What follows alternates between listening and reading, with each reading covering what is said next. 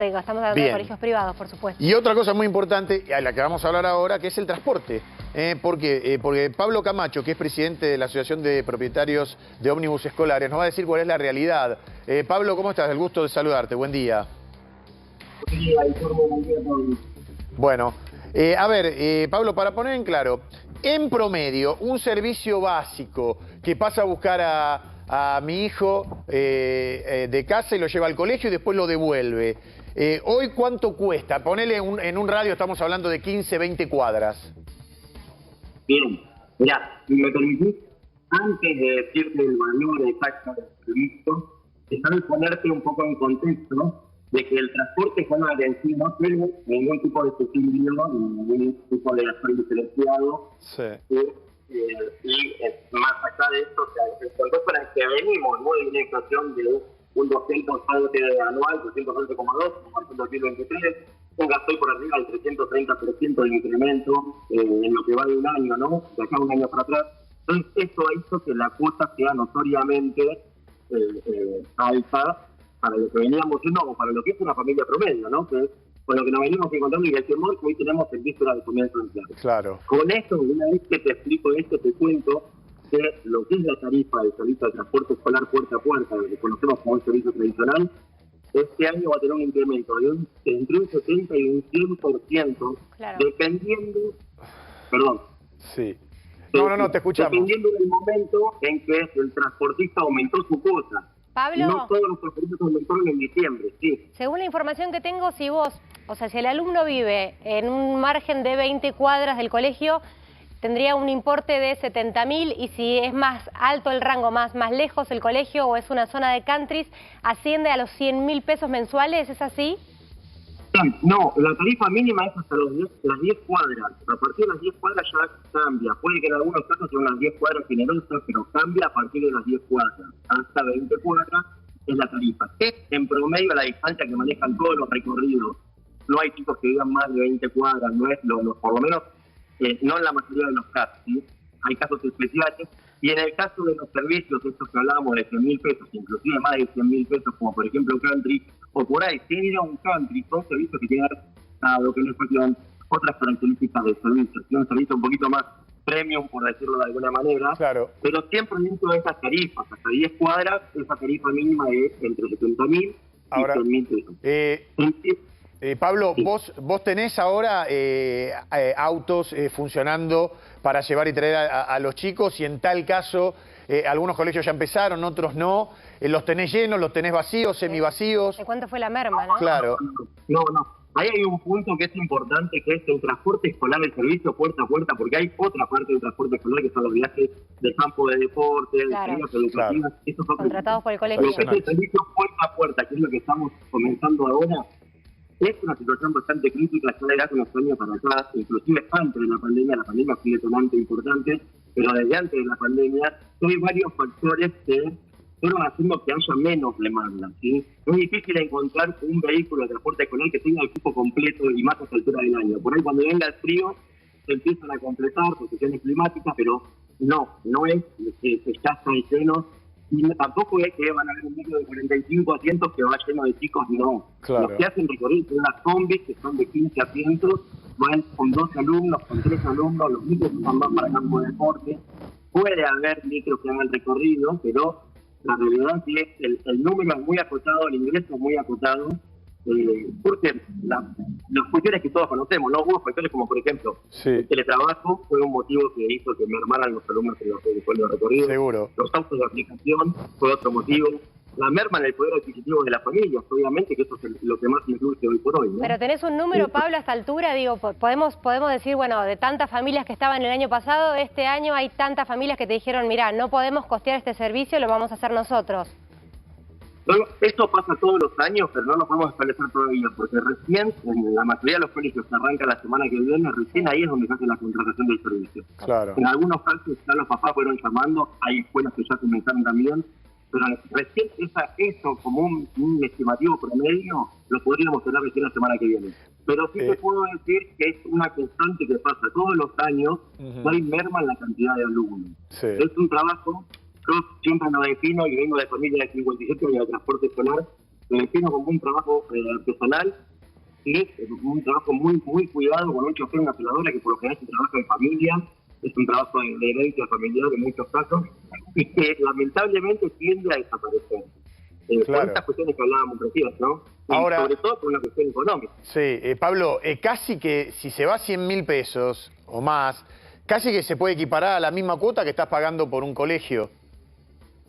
Es similar, siempre puede similar la cuota del transporte a la cuota de la escuela, en muchos casos fue una cuota similar. Sí.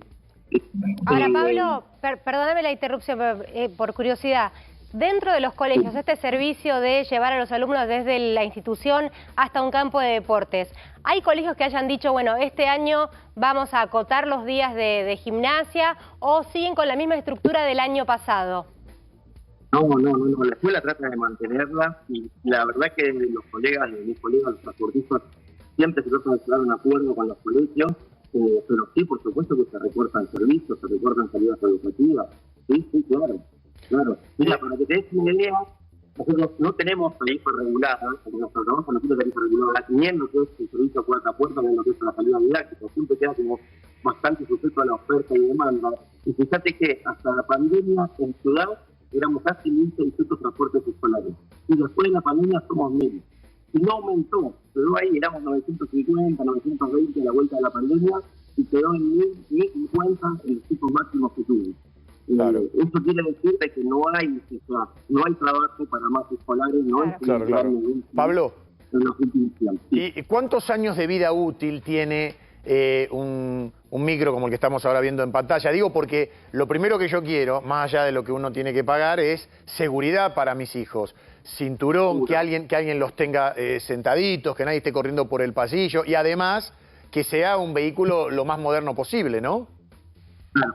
Déjame que, justo me preguntaste eso, el transporte escolar y el servicio de pasajeros es el transporte más seguro. Tiene cinturones, ventanillas expulsables, las manijas, no sé si se van a ver, dentro de las manijas, la luneta de atrás también es expulsable con martillos, los martillos están indicados con luces, tiene puertas laterales de los dos lados, de 3 horas de aire que uno lo puede accionar en una emergencia, y muchos signos de la hora.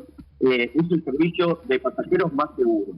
Y la vida útil de los vehículos en Ciudad de Buenos Aires, que el conurbano, en la pista de Buenos Aires, es de 22 años. ¿Sí? ¿22? El interior del país es mucho menor. ¿Por qué es de 22 años? Porque un vehículo primero presta servicio en la línea de colectivos, cuando sale de servicio público de pasajeros que cumple los 10 o 12 años de antigüedad, ahí recién ingresa el servicio de transporte. ¿Eso es una condición sine qua non, Pablo? Digo, ¿o es un uso y costumbre? ¿Cómo? Perdóname. Digo, ¿es una condición que tenga que salir del servicio de colectivo y después se utiliza para el servicio escolar? No es una condición, sí, una condición económica. No, sine qua non, claro, es económica, ok. Claro, el vehículo que todavía puede prestar servicio, que le permite su modelo, su modelo año, ¿no? Prestar servicio para el transporte público, tiene un valor muchísimo más alto que un transporte escolar. Cuando sale el vehículo de la línea, si bien su valor es alto también, está al alcance de un transporte escolar, lo que puede pagar un transporte escolar. Esto funcionó así toda la vida, ahí. Pablo, supongamos que los 2 puntos de la tarifa están entre 70.000 y 100.000 pesos. Vamos a poner un número así. El aumento de la misma va a ir acompañado de la inflación, porque si Milei está diciendo que lo peor se viene ahora, que ponele que marzo tiene otra vez 20, no sé, abril 20, 15, lo que sea, ya vamos a estar hablando de acá a mitad de año escolar de un 60, ¿puede aumentar un 60%? Es que nunca se llega a aplicar. Siempre terminamos absorbiendo, como nos pasa a nosotros, como a muchos de los otros sectores, terminamos absorbiendo a nosotros esa inflación. Lo que se hizo desde la asociación es concientizar a los colegas de estos aumentos, y mes a mes se aplica la inflación que marca el INDEC. Pero nunca llegás a aplicar esa inflación. De hecho, fíjate lo que yo explicaba al principio, es que en las tarifas de escuela del año pasado, muchos de mis colegas pusieron su precio en julio, a la vuelta del receso de invierno, y no se modificó hasta diciembre. En algunos casos sí, en octubre, pero ya en noviembre y diciembre nadie puso aumento a la tarifa porque viene el receso de verano. Pablo, sería lo mismo. Quería preguntarte algo. A una madre le llega la cuota de lo que va a aumentar este año el transporte. Le dice, por ejemplo, son 100.000 pesos, indistinto al valor que sea el año pasado. ¿cuánto se utiliza de esos 100.000 pesos para mantener el colectivo, la nafta, el aceite, todo lo que necesite para que esté en buenas condiciones? ¿Y con cuánto se queda el piloto o la persona que está haciendo la guardia para cuidar a los niños? Mirá, cuando vos discriminás el ingreso, ¿sí? Reducís el costo de combustible, que hoy es de los costos más altos que tenemos, combustible, conductor, sueldo de conductor y celadora. Acá esos costos casi no queda nada.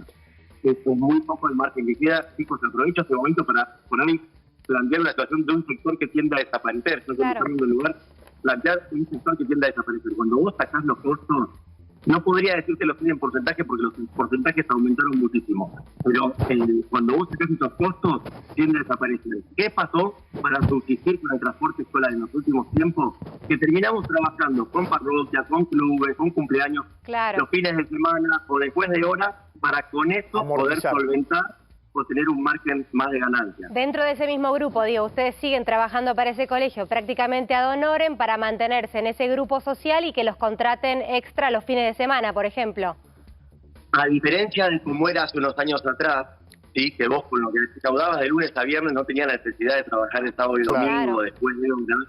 Hoy trabajamos sábado y domingo para, entre todo el trabajo, sea micro, sea combi, poder seguir Sí. renovando la unidad o manteniendo la unidad y manteniendo tu familia también, ¿no? Es, Obviamente. Pablo, más o menos en situaciones parecidas cuando el dueño del taxi le da el domingo al peón, al que contrata, para que se haga unos manguitos y en ese caso sea todo para él. Ahora, por último, ¿no? ¿Cuál es el criterio para la selección de choferes teniendo en cuenta que ustedes están transportando lo más sagrado que tenemos, que son nuestros hijos? Tal cual. Mirá, como requisito es la licencia profesional. En ciudad tenemos una licencia de transporte escolar, en el resto del país tiene licencia sanitaria. Otro requisito que lo dispongan nuestras organizaciones son municipales. Cada municipio pone sus requisitos y los regulan desde el municipio, a pesar de que hay leyes, ¿no? En ciudad tenemos la ley 2148, que es la ley de transporte de tránsito de ciudad. Pero en sí uno se fija a la hora de contratar un chofer y una celadora estos rasgos personales que son del cuidado Claro. del niño, ¿no? Que tienen que ver específicamente con el cuidado del niño. Como decía antes, el transporte escolar es el medio de transporte más seguro de pasajeros, Bien. pero inclusive para los chicos es lo más seguro. Uno está esperando que entren, que salgan. Podría decirte 1000 anécdotas que nos pasaron en mi familia cuidando a los chicos en otras épocas donde por ahí había que asistirlos o acompañarlos a un baño. Hoy esas cosas no se pueden hacer, ¿no? Obviamente. Claro. Pero había que asistir a los chicos mucho más de lo que se asiste hoy, de lo que hoy se permiten, ¿no? Se permite asistirlos, pero uno se fija en esas características, que sea una persona que tenga tarifa y que tenga preparación para el cuidado de los chicos sobre todo. Seguro. Pablo, te mandamos un abrazo. Vamos a seguir hablando del tema del transporte que nos interesa. Todavía hay muchos colegios que no empezaron para ver en definitiva bien cuáles son las tarifas.